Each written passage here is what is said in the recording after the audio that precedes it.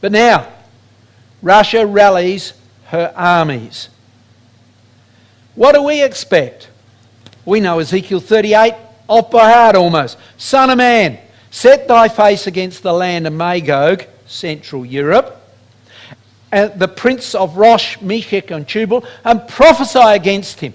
And later on it talks of Gomer, allied to the power of Rosh, Meshech and Tubal and Magog.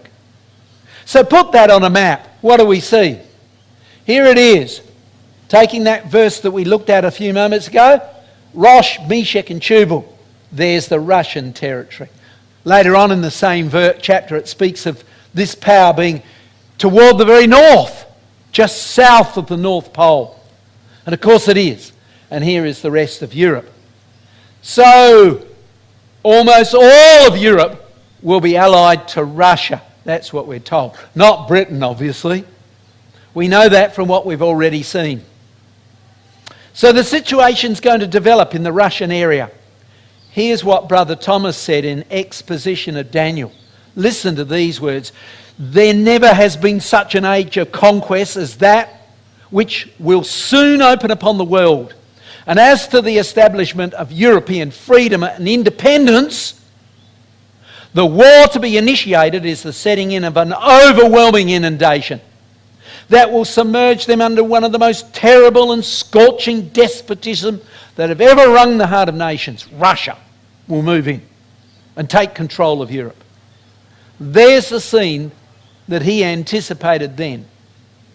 But now, brethren and sisters, look briefly over this year. Here's a few of the things that have gone through. Now, I'm going to go back over this year later on in a little bit more detail, but here's a few key points. Russian military, over 1 million. Another 2.4 million can be called up. Brings potentially about 3.5 million soldiers. Russia's biggest war games was last year. Right on the borders of Europe, we'll look at this in a minute again. 100,000 troops placed, look at the date, actually September the 10th to the 22nd. And there's The Economist again speaking about that. They said, it's a World War III threat. Russia troops won't leave after the war games. Oh, Russia said it would. They pulled them out, and as they pulled the soldiers out, when they went back, the trains went back to get more, there was more soldiers on board. They pulled out the active soldiers, and it appears that they put in reservists.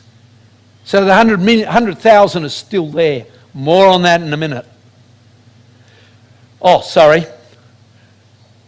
So, Putin unleashes a massive fleet into the Baltic Oceans, and Russia prepares to attack America over the North Pole in that direction. More on that in a minute.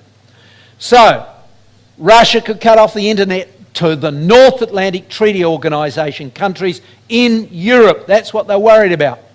Cutting the undersea cables. Here's the ships off Britain.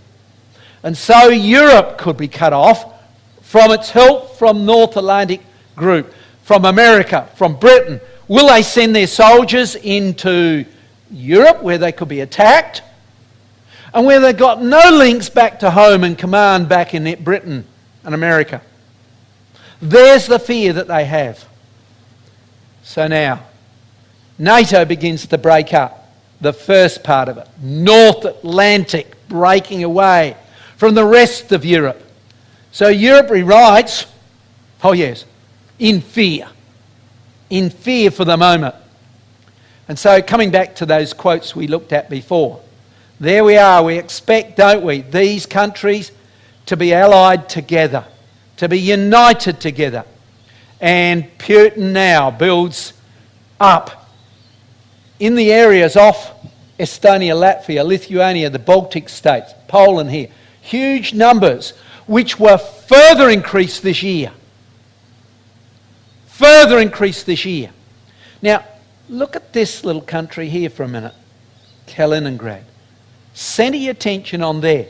Let's have a look at it. There's Germany. There's the Baltic Sea. There's Sweden.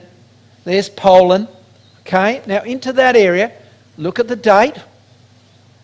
Only a day or two ago. Russia has deployed nuclear-capable Iskander missiles, more than she had before. and they're going in permanently in its enclave in Kaliningrad. Now, Kaliningrad was a little territory that when Russia retreated out of Europe, Russia never left. All of Europe, there it is, became independent, didn't it? The Iron Curtain came down, but not this little tiny territory there in that blue ring. Not much bigger than Tasmania. But now, Russia has continued to retain its control on that, and now they're pumping into this huge amounts of equipment.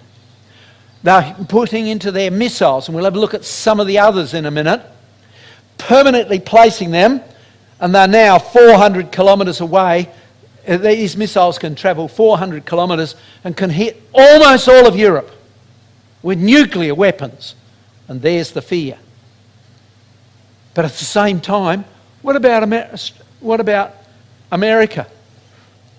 Going back a little now, but Trump says NATO is obsolete.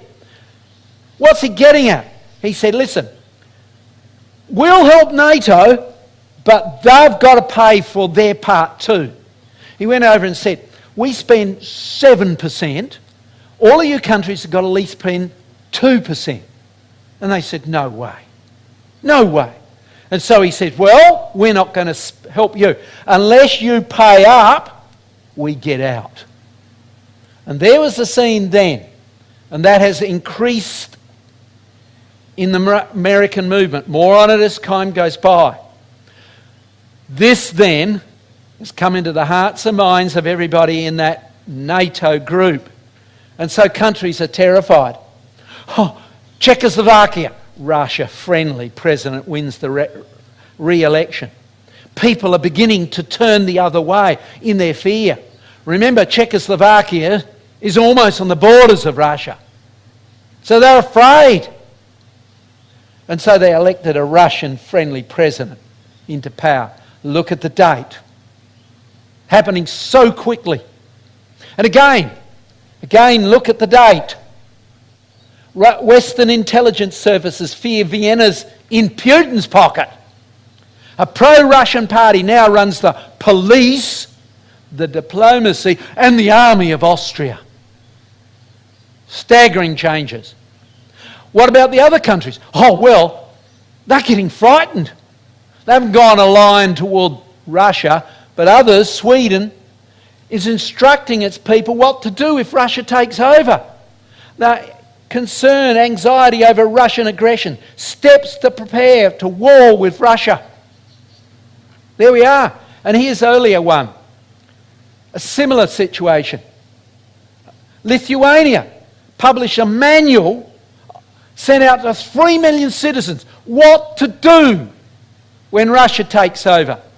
They've started conscripting their people, but they're telling them how to prepare to survive. 75-page book for everybody, what to do when Russia takes over. Imagine if we got it. Everybody in their letterbox.